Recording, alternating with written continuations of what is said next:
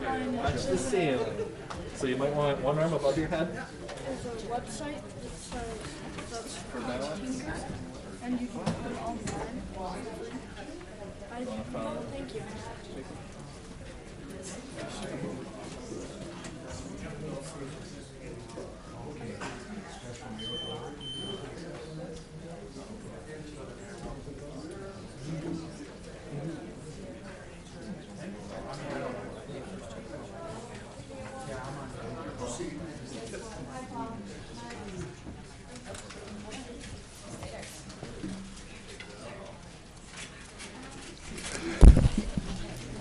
Good evening. Welcome to the meeting of the Skokie Village Board for Monday, February the 4th, 2019. This evening, we will have the pleasure of being led in the Pledge of Allegiance by Cub Scout Pack 85. Gentlemen? Color guard attention. Audience, please rise. Color guard advance.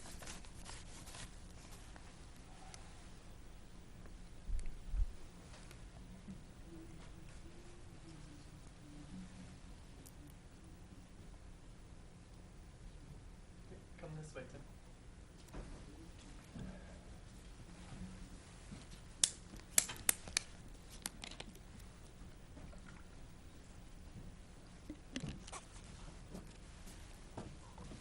Color guard post the colors.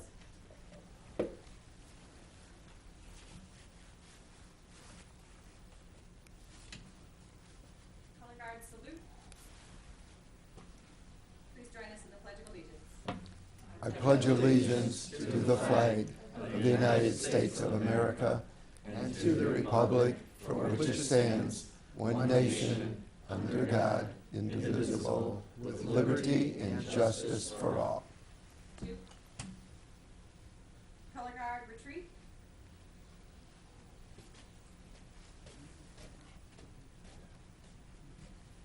At ease.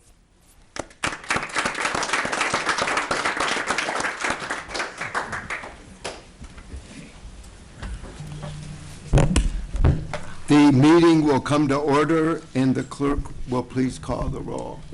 Trustee Roberts. Here. Trustee Sutker. Here. Trustee Ulrich. Here. Trustee Bromberg. Here. Trustee Klein. Here. Trustee Greg Keeler is absent today. Mayor Van Dusen. Here, we have a quorum. Next item on the agenda is approval of the consent agenda for this evening's meeting. A motion on the consent agenda would be in order. Trustee Klein, seconded by Trustee Sutker. Is there anything on the consent agenda anybody would like to have removed?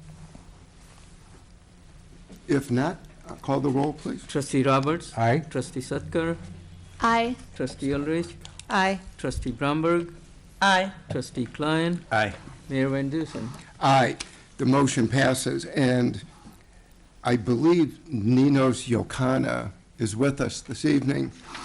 Ninos has just been confirmed by the village board for an appointment to the Telecommunications and Advisory Commission, sometimes known as the STAT Commission. Ninos, thank you. We appreciate it. I met recently with the chairman, and he's very eager for your participation. And I can assure you he's going to be in touch with you shortly, and he's going to put you to work soon. So we're going to take full advantage of all your skills. Thank you for volunteering. We appreciate it. Next item on the agenda is a proclamation declaring the Food Pantry Month for February. And I would like to read the proclamation because I think it summarizes very well the great work that Niles Township and the Food Pantry do. It'd be a great world if we didn't need a food pantry. Unfortunately, there are those in our community who do need assistance. And our food pantry for years now has stepped up and every year has increased its work. And so I'd like to read the proclamation. Whereas the Niles Township Food Pantry initially started out in the basement of the Niles Township building at 5255 Lincoln with a self-containing canned goods just in case someone stopped by in need, and then grew to the back of the township building with one full-time employee. Whereas in 2009, Niles Township reestablished the food pantry in their annex building at 8341 Lockwood, formerly known as the daycare facility.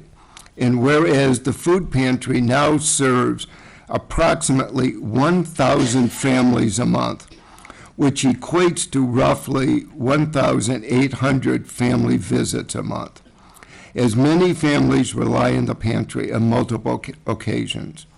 In 2018, the pantry distributed just under 1.3 million pounds of food. That's kind of like jewel quality, I guess. Whereas the demand for emergency food assistance still exists, and the demand to keep food banks like the Niles Township Food Pantry supplied is as critical as ever.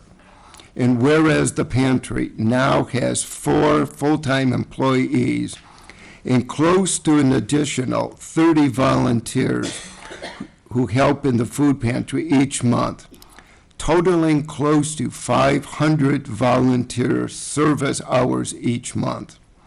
And whereas the pantry is run and supported by the Niles Township government, and whereas food and other services provided to food pantry clients is paid for out of the Niles Township Food Pantry Foundation, a 501c3 charitable corporation, and whereas the food pantry is also a place where individuals may perform community service, either through court-ordered community service or through graduation requirements of our local high schools. And some of the volunteers are also individuals with special needs. Now therefore I, George Van Dusen, Mayor of the Village of Skokie, do hereby proclaim the month of February 2019 as Food Pantry Month in the Village of Skokie, and urge all residents to support the efforts of the Niles Township Food Pantry by donating, whenever possible, non-perishable food items or by volunteering time at the pantry. Our commitment to give back and to help those in need is one of the many ways that makes the Village of Skokie one of the best communities in the United States of America. And I would like to introduce some of those who make the food pantry go. Niles Township Trustee Bonnie Agnesati and Trustee Mark Collins. Also, Trustee Don Gelfand. Don, I'm sorry.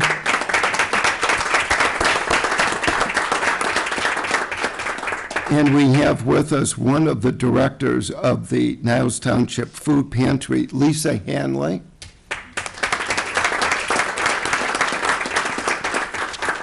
And I don't see Elise Berman. Okay. If I may, I'd like to present this to all of you.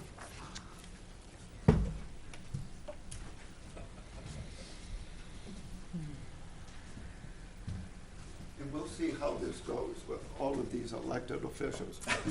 We like And that's elected. Okay. Then Lisa, you're the one who gets There it to is. speak on behalf of the food pantry. Definitely. That's what you get for pointing this out. Exactly. What do you need?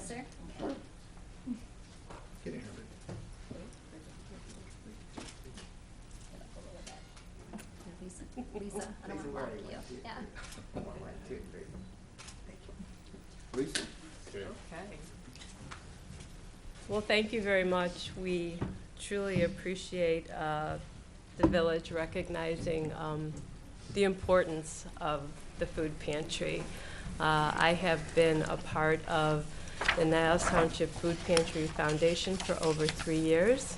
It is my honor to be a part of it, mostly because of the great need that we have within Niles Township. I feel that we have a wonderful board, and our Township Food Pantry Foundation Board is the part of the foundation that raises the money. So it's very important to us that, you know, we continue to raise what we need to help support our members in the community.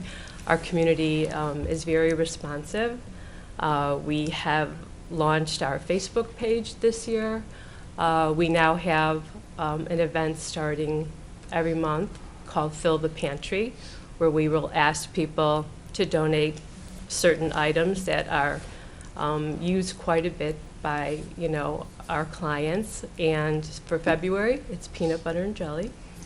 So we're looking forward to, you know, starting this new project. But we do thank you. The proclamation truly says it all, but we're very grateful and thank you very much. Thank you. Mayor, if I could just add one thing. Sorry. Lisa, Clerk Shaw, and I are very excited to see this and how it's grown. We were trustees in the Niles Township government when, in fact, we brought that change of using that building in that way. And while we thought we knew why we were doing it and how large the need was, this has still become something even more powerful in the community, and we both take a little pride in seeing this as well.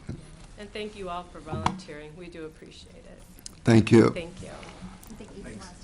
It has to be a record, 3 elected officials, and it was the one who's the unelected official who did the speaking. You know who's the best speaker.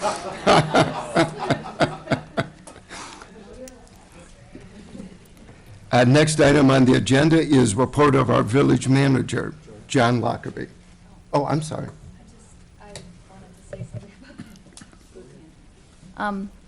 I just wanted to say, as a social worker, I see how much the food pantry is appreciated by clients in the Skokie area, and a special shout out to Bonnie, who we talk about it often when we're working out together. So thank you for your hard work. Bye.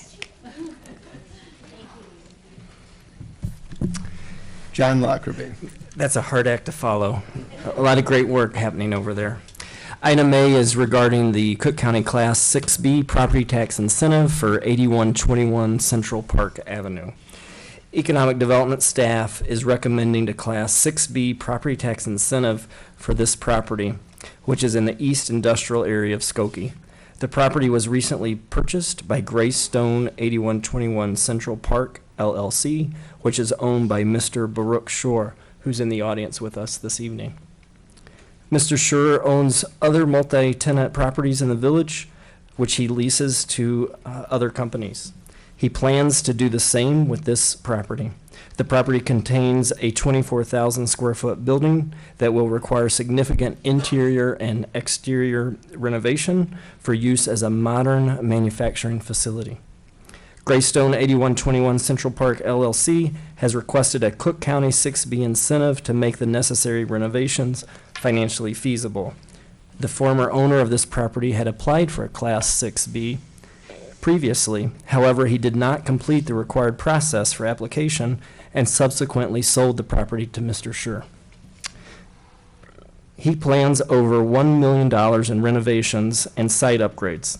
The work will include demolition, roof replacement, repairs to walls, floors, and ceilings, installation of a sprinkler system and fire alarms, new HVAC equipment and gas lines, tuck pointing, demising walls, office build-out, plumbing and electrical upgrades, new security system, lighting, door and window replacements, parking lot improvements, landscaping, fencing, awnings, and signage, and other repairs and professional design assistance. Occupancy is planned for this year, could be as early as the second quarter. A Class 6B incentive provides a property tax reduction for 12 years. Approval of the Village Board and Cook County Assessor's Office is necessary. the assessed valuation and property taxes on the property have been reduced for many years due to the continual vacancy. In 2015, a total of $45,472 was paid in property taxes. Following the rehab and occupancy, staff estimates the taxes will increase to approximately $55,000, even with the Class 6B in place. Following the 12-year term of the 6B designation, staff estimates the annual taxes to exceed $120,000. I would like to orally amend the resolution, adding the following: an economic disclosure statement was received and will be filed by the village. I concur with staff's recommendation. Leslie Murphy's at the podium for any questions, and their assessment that this project is an excellent candidate for a Class 6B classification. I respectfully request mayor and board approval of a resolution authorizing this designation. A motion on the Cook County 6B property tax incentive for 8121 Central Park Avenue is in order. Trustee Ulrich, seconded by Trustee Roberts. Comments or questions? Trustee Roberts. I don't know if you can answer, Leslie, or I'd love to meet Mr. Scher too, but, so I understand this property's been vacant since 2012? Yes. Okay, so this is a welcome investment. What do you, or maybe, I want to thank Mr. Scher for your investment in Skokie, but could you tell us, I see in the memo that you hope to, maybe by 2020, there would be 30 employees at this facility, or is that just kind of your, what type of use will this building have, and what type of employees would be there? Most of the uses would be manufacturing, light manufacturing, distribution, similar to some of the other properties that we've rehabbed in the Skokie area. We have almost 100 different businesses that actually rent from us in some of the similar type properties. So they run the gamut, but most of them are light manufacturing, distribution type businesses. And you hope to have this building repaired and up and going by, I think it's Q2 of this year? Hope maybe even sooner. Yes. Okay. Well, thank you for investing in Skokie. Well, we love the community. I live in Skokie. I've been in Skokie doing business here since 1989. And so, and I want to thank the members of the board as well as Leslie for helping us get it done. Especially Michael's been behind us, and John, the mayor. So we love the community. So thank you. Okay. Thank you, Mr. Scher. Mr. Scher's attorney company, Terry Griffin, is representing his business interests, and we may be seeing a couple of other projects over the next couple of years. They seem to be actively looking at, making some really strong improvements to some of these buildings. So we're happy to work with anyone that they want to. Can I just make Yeah. a comment? Without going into too much detail, we've been doing this type of work for some time, and I don't believe in tearing things down and filling landfills, basically. So our whole MO has always been to try to save as much of the existing structure as we possibly can without reinventing the wheel, so to speak. But so we've been fairly successful. We run occupancy in the high 90% in our buildings, and we just hope to continue doing that. Thank you. Great, thank you. Call the roll, please. Trustee Roberts? Aye. Trustee Sutker? Aye. Trustee Ulrich? Aye. Trustee Bromberg? Aye. Trustee Klein? Aye. Mayor Vendis? Aye, the motion passes. Thank you. Thank you, Leslie. Item B is regarding the review of fees, including fee amendments and new fees. Historically, the village has the practice of periodically evaluating and reviewing the fees that we charge to ensure that the fees for services are appropriately aligned with the cost of delivering them, or recommend changes as deemed necessary. In addition, fees charged by other municipalities are utilized as a benchmark where available.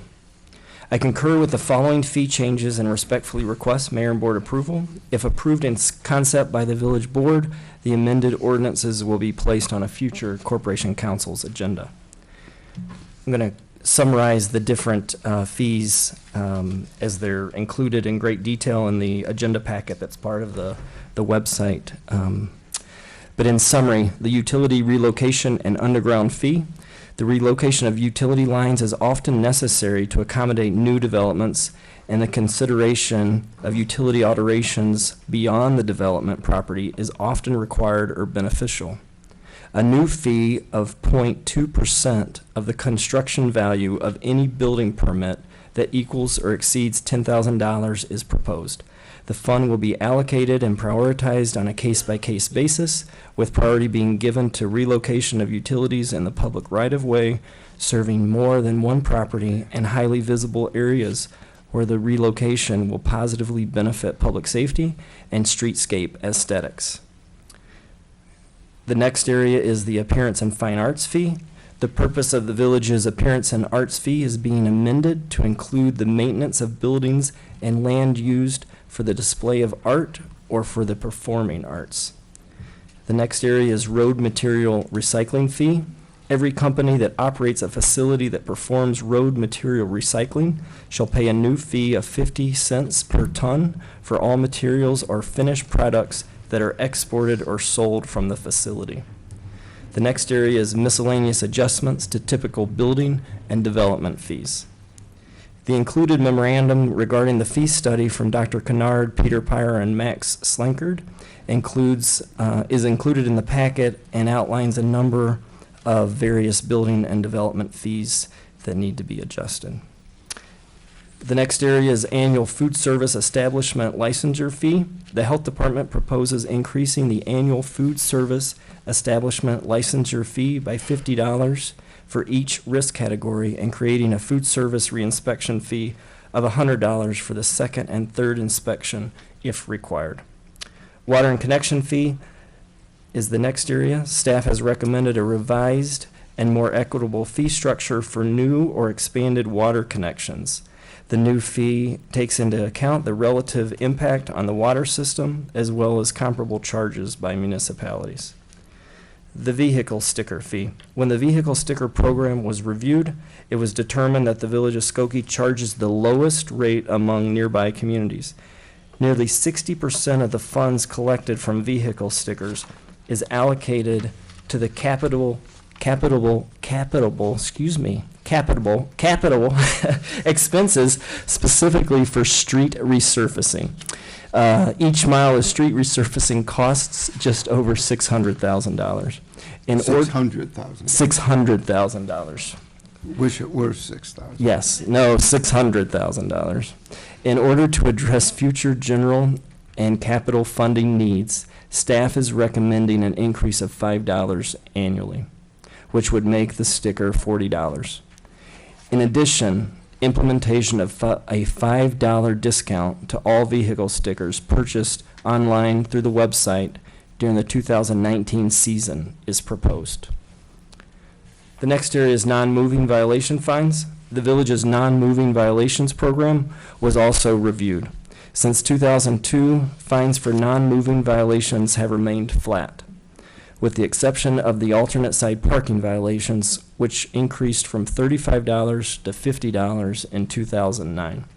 Neighboring communities have increased these types of fines to the point that Skokie has fallen out of comparability, and enforcement labor costs have increased 34%, while contractual and equipment costs have seen similar increases.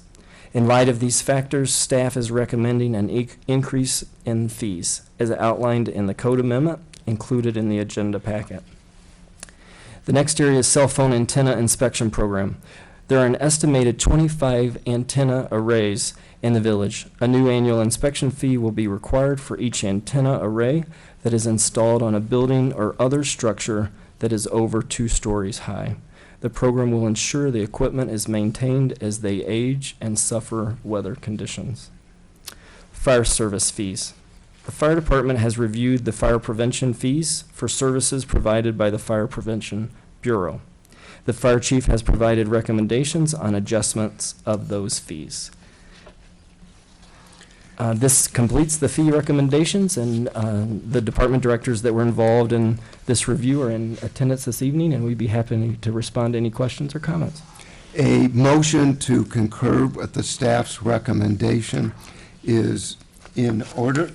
Trustee Klein, seconded by Trustee Sutker. Comments, questions? Trustee Sutker and then Trustee Klein. So for the food fees, there's the different categories. Dr. Kennard, I just wanted to make sure I understand the three different categories that are involved in the fee schedule. Yes, the highest fee is for the ones that are most at risk of having a foodborne illness. So those would be the Category 1 restaurants that we have in the village, and they're full service. Medium would be where they have some food preparation on site, and then the lowest category would be prepared prepackaged foods, such as you might get when you go into a gas station or something. Or where 7-Eleven or something. Yeah, 7-Eleven. They're not really preparing food on site. It's all prepackaged. Okay, thank you. Trustee Klein. Doctor, my question's along the same lines. In this proposed fee structure, it's talked about if a third inspection is required. Yes. That would be the same as a second inspection. I'm just trying to get the point that if it's a third on the same offense, I'm a Yes. little scared and nervous. It So does I'm just depend- wondering if that third inspection is high enough. Well, that would be up to this board, right? To decide if you think that should be a higher amount. We had originally thought along those same lines. However, it was felt that more of a consistent, was my understanding, one fee for both. I will always tell everyone, when anyone asks, that if the restaurant is open, you can feel confident to eat there. We don't let anyone stay operating if we think there's a significant risk to the public. So these kinds of, violations would be for other things than major, you don't have hot water, or your refrigerator system isn't working or something like that, so.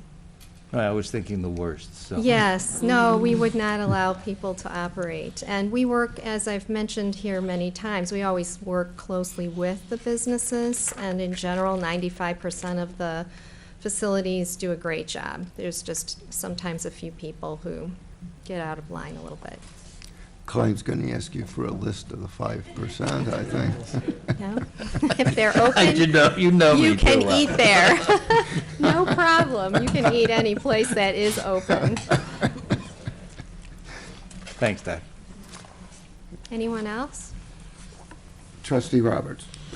Yeah, just to follow up, Doctor, so the three tiers are now will be $550 for the high, $400 for the medium, and $250 for the low.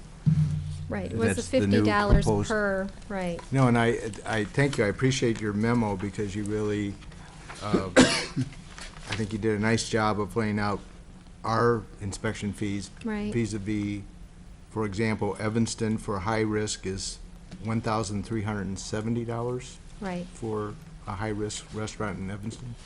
So we're about less than half. right. So what time is involved for one of your inspectors?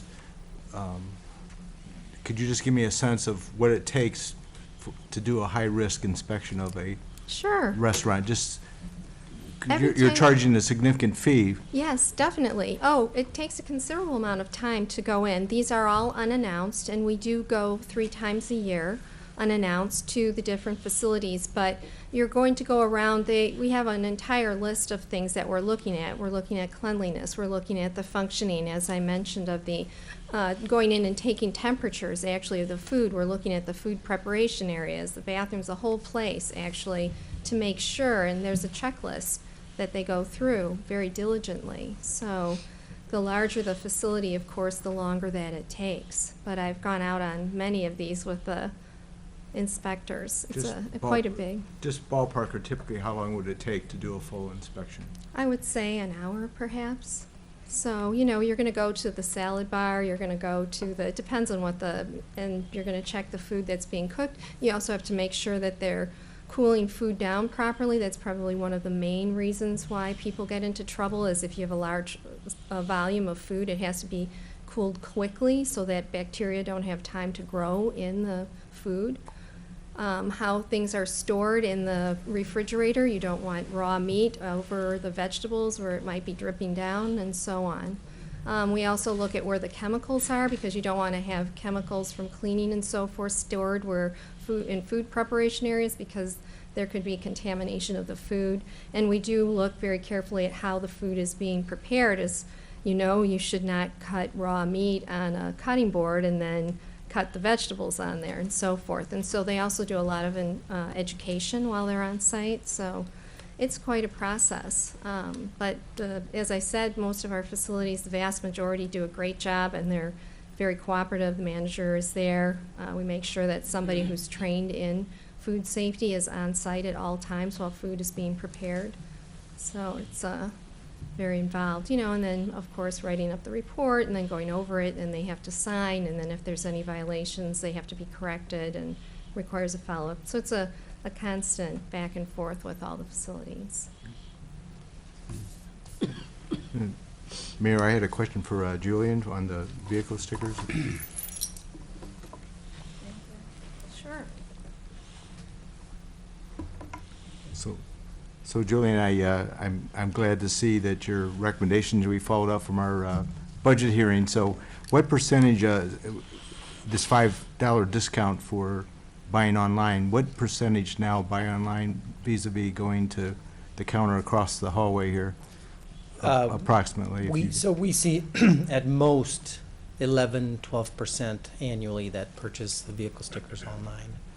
And that's remained steady over the course of the last 8-9 years.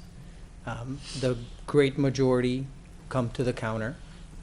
We do have about 20% that purchase via mail through the renewal, but again, that leaves about 69-70% that come to the counter. And part of your recommendation is you're also changing the deadline, moving it up, so we can use our summer interns?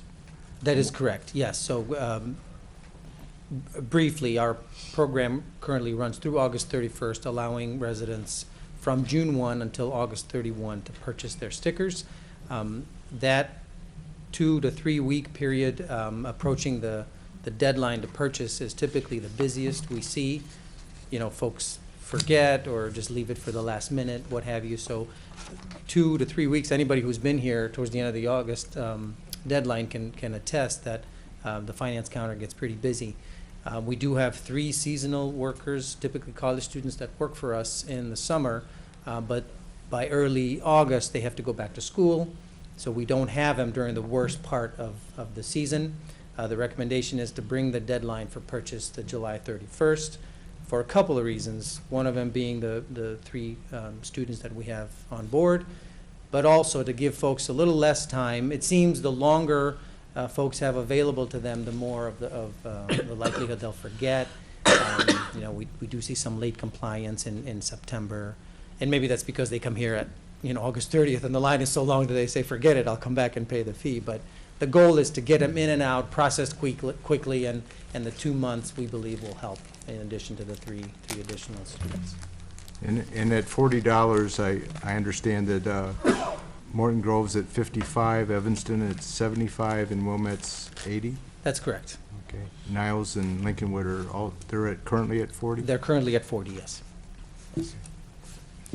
So it would remain at 35 for everybody that wishes to purchase them online, and this is a twofold approach. We're hoping the great majority will go online and purchase them.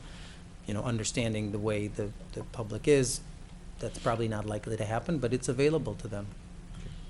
Yeah, hopefully we can publicize this in New Skokie. We are targeting a couple of New Skokies in addition to email newsletters to let residents know. Absolutely. Great. Thank you. Call the roll, please. Trustee Roberts. I vote aye. Trustee Sutker. Aye. Trustee Ulrich. Aye. Trustee Bromberg. Aye. Trustee Klein. Aye. Mayor Winters. Aye, the motion passes. Item C is regarding the hotel motel gross receipts tax amendment. During the recent review of village fees, the inconsistent application of the hotel tax became apparent. Thus, an amendment is being recommended to treat residences or rooms that are used for overnight stays similar to a hotel. The rental of private residences or rooms in residences, such as Airbnb or vacation rentals by owner, has become a popular alternative to renting a hotel or motel room. Comparable municipalities have started applying the subject tax to these rentals. As such, staff is recommending that these uses be subject to the hotel tax on gross rental receipts for these types of rentals when the rental period is less than 30 days. I concur with staff's recommendation and respectfully request mayor and board approval of the attached draft ordinance amendments. Motion is in order for the hotel motel gross receipts tax amendment regarding Airbnb and/or vacation rentals by owner. Trustee Klein, seconded by Trustee Roberts. Are there any comments or questions? Trustee Roberts. I'm just curious, how is the paperwork going to work on this, or how will the tax be paid by them? Sure. Julian Prendy, our finance director, has been researching this and working through those details, and so I'll ask him to respond. So the process is similar to our current process with hotels, but rather than going to individual renters, we go straight to Airbnb or VRBO. There is a discussion/agreement that must be entered into with those two entities and any other third parties that would provide a similar service. But technically, they are in charge of collecting the tax and remitting to the village on a monthly basis or quarterly, whatever the schedule is. This is currently being done in towns like Schaumburg and Naperville, and there is a process in place. Both Airbnb and VRBO have their structure in place to satisfy local taxing laws, so we're not concerned. We're just aware that there is a process to it. So the local property owner that's renting, they don't pay it directly to the village, it goes through the That's correct. That's my Airbnb or the- understanding. Airbnb would apply the tax at purchase. It would be added on the online transaction and then remit to us on a predetermined schedule. Yeah, so for the local person who's doing it, it's really not much, there's no extra paperwork on their. That's correct. They're part of it. No added cost to them or paperwork, yes. Okay. It's easier than I thought it would be. Call the roll, please. Trustee Roberts, I vote aye. Trustee Sutker. Aye. Trustee Ulrich, Aye. Trustee Bromberg, Aye. Trustee Klein, Aye. Mayor Van Dusen. Aye, the motion passes. Items remaining, item D on my agenda was also approved under tonight's consent agenda, so that completes my report. Thank you. Thank you. Next item, report of our Corporation Counsel, Michael Lord, who I might point out has returned from Atlanta today and then is turning around and returning Right. Thursday. All for good things. Not the Super Bowl, by the way. It Right. wasn't the Super Bowl. Something much more important, the Right. birth of a grandchild. Thank you, Mayor. Thank you, Mayor, trustees. Good evening, everyone. Items A and B are ordinances which were on the consent agenda at the beginning of this evening's meeting and were adopted at that time. Item C is a resolution of my report for board action tonight. This resolution approves the DeLong Miller re-subdivision plat for 8455 Lockwood Avenue, located in an R2 single-family district. The subdivision of the property will consolidate the 3 tax lots into 1 tax lot. And Mayor, I would request board action on this tonight. A motion is in order on the resolution regarding subdivision for property located 8455 Lockwood in the R2 Single Family District. Motion, Alanka, seconded by Sutker. Any comments or questions? None? Call the roll, please. Trustee Roberts, Aye. Trustee Sutker, Aye. Trustee Ulrich, Aye. Trustee Bromberg, Trustee Klein, Mayor Van Dusen. Aye, the motion passes. Thank you. That would conclude my report for this evening. Thank you. Next item is report of our Plan Commission. case number 2818 versus 48P. Chairman Paul Luke with Peter Pyer. Mr. Chairman. Thank you. Good evening, Mayor, members of the board. Again, this is case 2018-48P, a subdivision at 7515 through 7555 Linder Avenue, and also at 7520 Long. At the January 17th meeting of the Plan Commission, we reviewed the request of 7515 Linder LLC, Lakeshore Athletic Association Services Incorporated, and 7520 Long LLC on behalf of PDC Chicago LLC to re-subdivide 3 lots into 1 lot in an M1 office assembly industry district. The new lot, which presently contains an industrial building that houses a commercial equipment rental service, a conventional warehouse, and vacant industrial space, along with a vacant second industrial building, will be redeveloped into an industrial warehouse building. The subdivision was required to be heard by the Plan Commission because the subject site is 4 acres or greater in size. No dedications for right-of-way are required for the subdivision. The Plan Commission concurred with staff's recommendation to grant the subdivision. Motion on Plan Commission case 2018-48P is in order. Trustee Klein, seconded by Trustee Bromberg. Are there any comments or questions? Call the roll, please. Trustee Roberts. Aye. Trustee Sutker. Aye. Trustee Ulrich. Aye. Trustee Bromberg. Aye. Trustee Klein. Mayor Van Dusen. Aye, the motion passes. That concludes my report, and Happy New Year. Happy New Year. Thank you. Year of the Pig. Next item, the 2019-20 Community Development Block Grant, public hearing number 3, miracle worker, Yep. Carrie Haverstedt.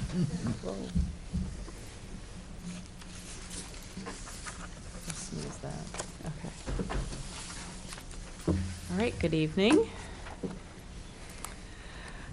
Tonight is the third and final public hearing for determining funding awards for the Community Development Block Grant, or CDBG program, for program year 2019 through 20. The proposed funding amounts and project summaries were forwarded to the board for this hearing, along with a chart listing the funding requests and the recommended funding amounts. Also forwarded was the annual matrix showing the historical funding allocations to all agencies and organizations that have ever received CDBG funding from the village, including the recommended funding for the coming year. We did not recommend funding for all the proposals, and I'll explain that in further detail in this presentation. Staff from the Human Services Division and Health Department reviewed the public service proposals and helped shape the staff recommendations regarding such activities. And site visits were made by community development staff to the locations for which rehab or capital improvement funds were requested. Funding recommendations take into account existing conditions, immediacy of the problem, necessity of the public services, coordination with the work of the village's Human Services Division, and priorities of the 5-year consolidated plan, and conformance with the CDBG program and village regulations. Without further ado, now we'll transition to PowerPoint. Again, tonight is the third of 4 public hearings. The one next month on March 4th will be the 1-year action plan, where we put together like a report to prepare to be submitted to HUD. So we will go over the vision statement. Skokie's CDBG program will provide a better quality of life for low and moderate income residents through bricks and mortar projects and service activities.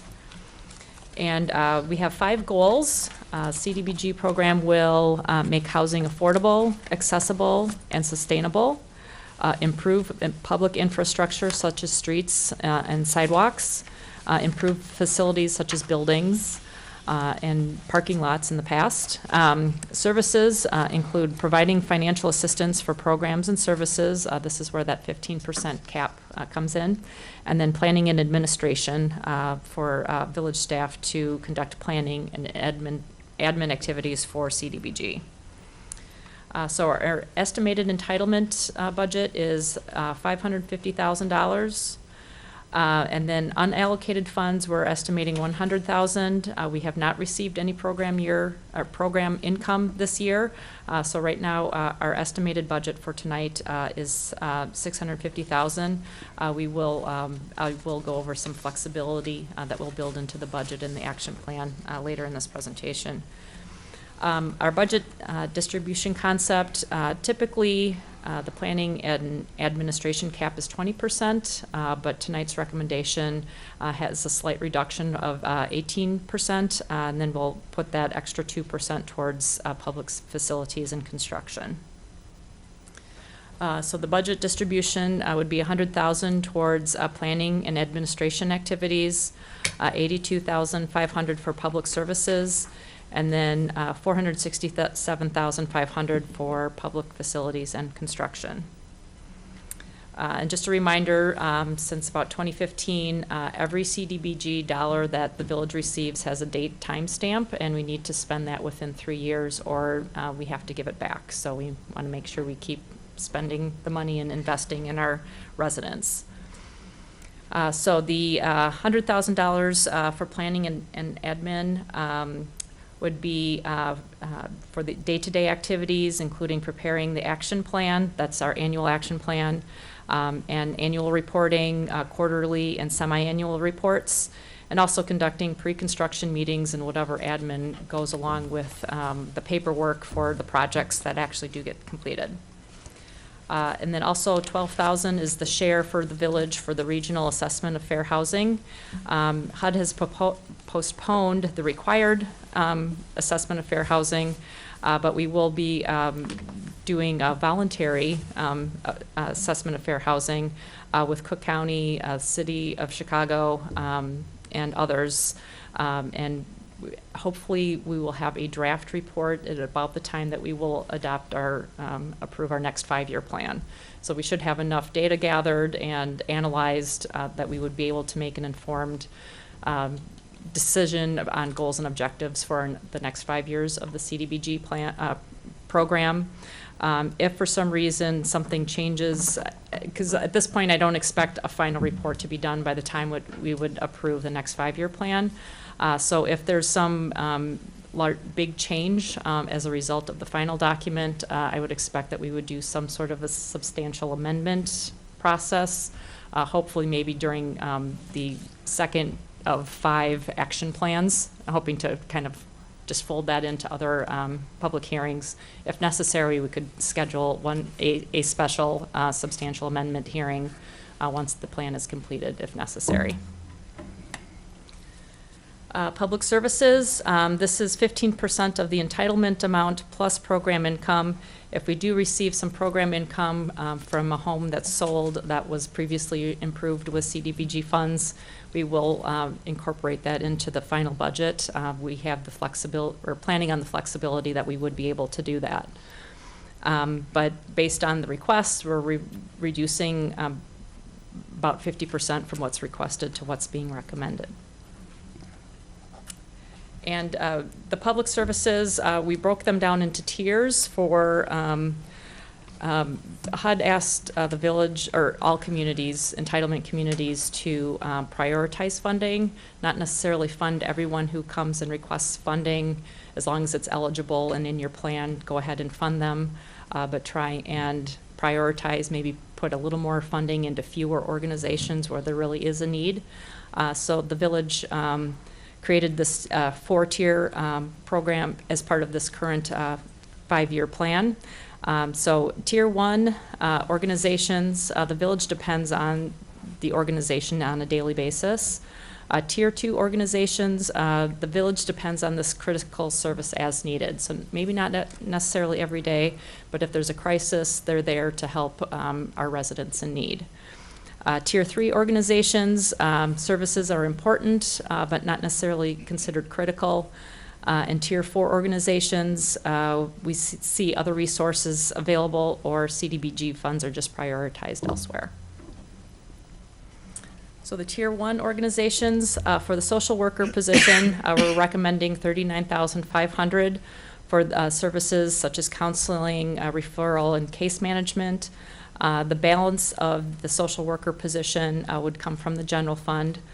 This year, we did increase the recommended amount. I want to say it was 20,000 something last year. We did get a pleasant surprise in the actual entitlement amount we received. So we were able to put more CDBG funding towards this position, but we don't necessarily expect that amount to be awarded regularly. So we want to be have an amount that's a little more predictable for even just the general budgeting of the village in general. So we are recommending $39,500 for the social worker position. Asian Human Services, we're increasing slightly this year. They do provide dental services for individuals who do not have access to such services, especially adults that don't have access to Medicaid. So there's a big need, even from the health department perspective, referrals from the Human Services Division, that we really feel that they're a large asset to providing dental services. Metropolitan Family Services, we're recommending $6,000 for counseling services, primarily along the mental health lines of grief, trauma, all the way down to individual and family development and family violence issues. And North Shore Senior Center, $8,000 for long-term case management and counseling to help homebound elderly and their families. So these are our Tier 2 recommendations. Jewish Child and Family Services, we're recommending $4,000 to a financial case manager to address the outcomes of the recent economic downturn, but also, just in general, there's still a need, even though we're sort of out of it at this point. Meals at Home, this was actually an organization where we recommended alternate funding, and we were pleasantly surprised with the entitlement funding, and we would recommend upgrading them to a Tier 2 because they provide 2 meals per day. Most other meals programs are 1 meal per day. They also do well-being checks and shopping assistance services for their clients. And Peer Services, recommending $5,000 for substance abuse outreach, assessment and treatment services. And this is a very, very valuable organization to the Human Services Division. Children's Advocacy Center, $3,000 for an advocate counselor position who conducts expert child interviews, medical evaluations, and crisis intervention to support victims, child abusive victims and their non-offending family members. And the Harbor, recommending $3,000 for emergency shelter and transitional housing, and primarily for youth. I believe 12 to 21 is the typical age range that they service. Youth and Opportunity United, $4,000 to offset the cost associated with the youth development specialist at 3 Skokie area schools. They offer academic, social, and emotional services to students. Tier 3 recommendations. So these services are considered important, but not necessarily critical. So we do have 2 organizations where we're recommending alternate funding. The first one is services for adults staying in their homes, otherwise known as SASE. If the village receives at least $570,000 in entitlement funding, we would recommend providing $3,000 to this organization. They've recently established a Senior Connections program in Skokie, and they establish senior volunteer connections to minimize social isolation for seniors. And we have a second alternate, Center for Enriched Living. If $583,334 in entitlement funding is received, That would enable us to provide $2,000 to Center for Enriched Living. They do provide disability service programs. We really wanted to be able to fund this if we have enough funding to assist with post-school transitions and address the 85% unemployment rate for disabled individuals. And then our Tier 4 organizations.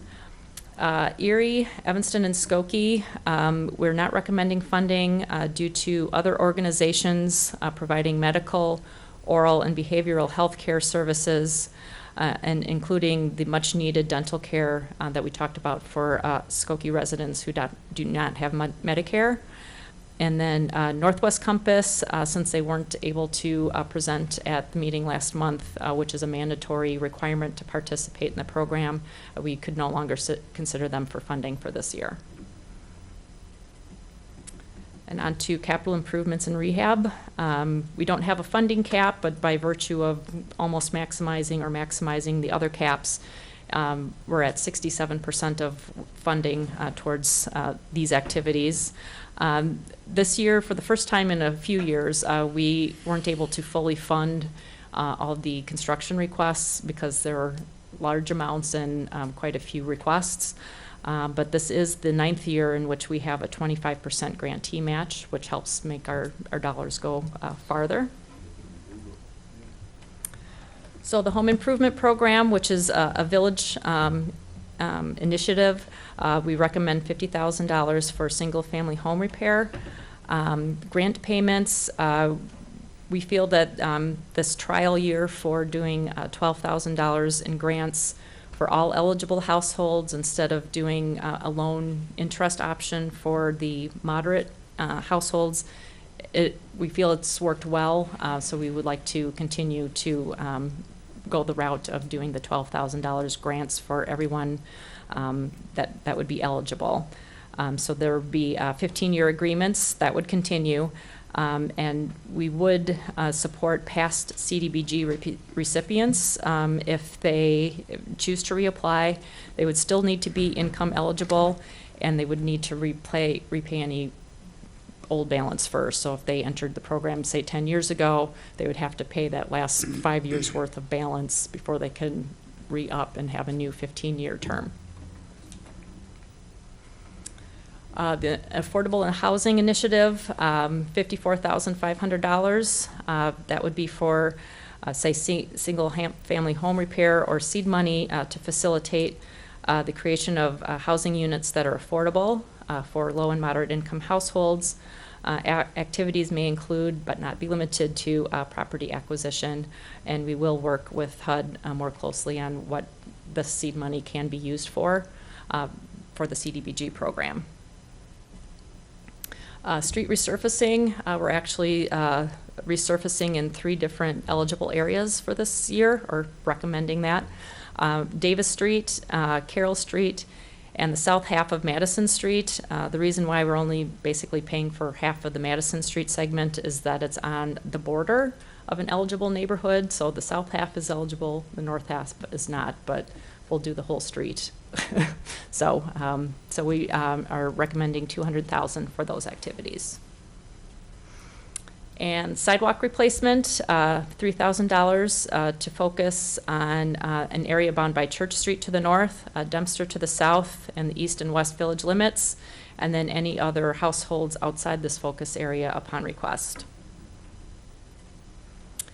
Turning Point, we're recommending $25,000 to make 2 different types of improvements to their facility on Skokie Boulevard. One would be rooftop HVAC replacement, replace their next most problematic unit, and include the hail and debris protection to minimize damage to the new units and help them last longer. And then also automatic door openers for their main men's and women's restrooms to enable independent access for those with mobility impairments. Shore, we're recommending $20,000 to replace the most problematic HVAC system equipment, and it's anticipated that it would be the variable air volume boxes I believe there's a total of 31 or 32 throughout the building. Their priority right now is to improve whatever services the first floor where they have programs for developmentally disabled and fragile clients for activities. And CJE Senior Life, we're recommending $30,000 to make improvements to the Village Center, which is on Gallet Street, just behind Village Hall here, to make accessibility, safety, and energy efficiency upgrades, which may include the men's and women's restrooms to make them current with the ADA accessibility measurements and requirements, old door replacement with fire-rated doors, and replacement of inefficient light fixtures. There are a few other items there. This is it's definitely a reduction in the work scope that was requested. So depending on how the bids come in, that sort of thing, but we feel like this amount would at least help the more priority type activities in the facility. And Asian Human Services, we're recommending $5,000 for an ADA accessible power exam chair / table for their clinic on Lockwood. And Search, we're recommending $18,000 for an ADA ramp with landing at their Central Park Avenue group home. It provides a second means of ADA accessible egress for its supportive living residents. Their main reason for requesting this is they do drills for emergency exiting, and they struggle with meeting the timing requirements. They do have a ramp towards the front door. A lot of their activities are literally just on the other in this location where they could just leave the room where they do their daily activities and be able to exit through that room. So this would definitely help with the safety component should there emergency arise to get out quickly. And Orchard Village, we're recommending $18,000 for window replacements at their Floral Avenue group home. This would be a fraction of this would definitely be a phased project. We would, as part of this award, recommend wood frame windows versus a vinyl.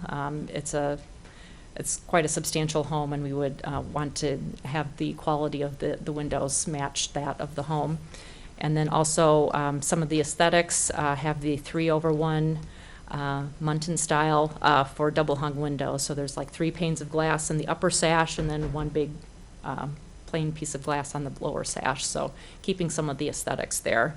So however many windows this can replace, we're hoping at least one side of the 4 sides, but we'll wait to see how the bids come back, but definitely see this as a phased project. And then thresholds on Church Street, $9,000 for the HVAC replacement. It's a 2-flat, and each unit has a furnace and an air conditioning unit that are way past their useful life. So this would definitely improve the environment for the residents. And then thresholds on Wright Terrace, kitchen replacement for the 2 kitchens, as they had mentioned at the public hearing that it's probably an original kitchen for the first and second floor, and definitely could use a little TLC and be easier to use for their clients. And we're not recommending the phase 2 area of the kitchen floor in the Lieberman Center, at least for this year. It was recently painted and is in good condition. The health department inspectors took a look and felt that it should have, there's some useful life left in they had recently painted the floor, which at least buys a few years. So at least for this year, they felt that the flooring was in good enough condition that it should last at least for another year or so. So based on the volume of requests and the amount of the requests, we felt that we could prioritize the funding towards their other facility and, if necessary, do phase 2 next year, in the next year or two. So what we recommend building into the funding distribution and the action plan is 20% flexibility. We will have to do a substantial amendment to our action plan if we receive less than $440,000 in entitlement funds from HUD. If we actually receive plus 20%, we will not pursue a substantial amendment for anything above the 660, but we will distribute funding accordingly if we do receive more than the 550 that we currently are budgeting. So if it's less than 550,000, we'll do across-the-board adjustments. No reductions will be less than 80% of the budget amounts, and no amount will be less than $3,000. So we have a few where we're recommending 3,000, so we'll hold them at that because we really feel that 3,000 is kind of a breaking point for the amount of work that goes into administrative activities and that sort of thing, that it might not be worth it to be less than that. So so the ones that are at 3,000, we'll keep them at that level. And we may have a little bit of extra available for construction and rehab projects if it's just slightly under 550 to keep them fully funded as recommended.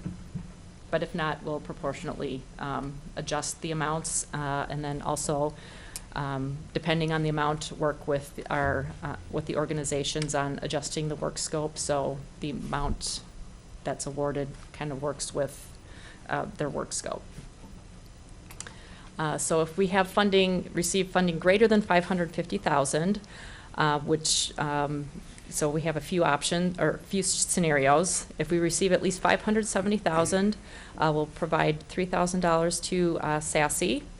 If we receive 583,334, we'll provide $2,000 to Center for Enriched Living. Anything above the 550, we'll provide the remaining cap balance to the social worker position. So if, for instance, we only receive 560,000, we'll take 15% of that extra 10,000, put it towards the social worker position, and then the remaining balance above the 550 we'll put towards the Affordable Housing Initiative. And the action plan submittal deadline is typically March 7th for us, or 17th for us, but we haven't heard what the funding amounts will be. We found out last year around May 1st, and the year before that in June, so it may be a few months out yet before we find out what the amount is. Once we do find out, hopefully it's within our flexibility, and we'll just be able to make a few adjustments and send the plan off to HUD for their review and approval. The absolute latest deadline, if we don't even hear from HUD as far as the entitlement amount, we still submit an action plan on August 17th, or on or before August 17th. Are there any questions? A motion on the recommendations regarding the 2019-20 CDBG is in line. Trustee Bromberg, seconded by Trustee Klein. Comments and questions? Call the roll, please. Trustee Roberts, I abstain for the reasons I gave at last meeting. Trustee Sutker, Abstain for the reasons I gave at the last meeting also. Trustee Ulrich, I vote aye. Trustee Bromberg, Aye. Trustee Klein, I too vote aye. Mayor Van Dusen. Aye, the motion passes. Thank you. Thank you. Great job as always. Thank you. Thank you. Plus all the other staff that had involved, including. It was a lot of effort by It was a a lot group of effort, people, yes. but it was Carrie who ran herd and made sure it got done, so thank you. Thank you. We very much appreciate it, and I know all of the groups appreciate it also. The last item on the agenda is citizen comments. There's anybody in the vast audience who wishes to line up? If not, I'm going to take just a moment. I want to thank John and the entire village staff. Last week was a very challenging time for the village. Not only did we get nearly 8 or 9 inches of snow within a 3-day period, but we also managed a polar vortex at the same time. And we remained open every day. And our public works crew did a phenomenal job. They not only did the streets, they did sidewalks. Our fire department, our police departments managed emergency services, our human services, and our health department. Both helped individual citizens. And you don't always think of the individuals who are affected by something like that. Just small example, why I don't know, but a gentleman who was in Florida called the village, the legal department of all things, and the legal department was open.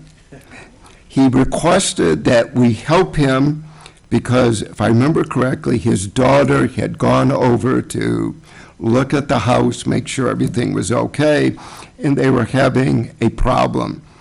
He called from Florida, the legal department, to ask if we could close off, shut down his water. Barbara Mangler took the call, in fact, and Barbara got all the information, listened very patiently, and then called Gene Scher in the Public Works Department, and we took care of the gentleman. And it's just those kinds of small things where all of the departments work together and try to help all of our residents. And it wasn't easy, but we're proud of the services that the village renders. And I think on behalf of all of the elected officials, I want to thank the staff for everything that they did in keeping us open and helping the residents. So thank you very much, and we do appreciate it. With that, Trustee Bromberg. Motion to adjourn. We are adjourned. I got something for you. And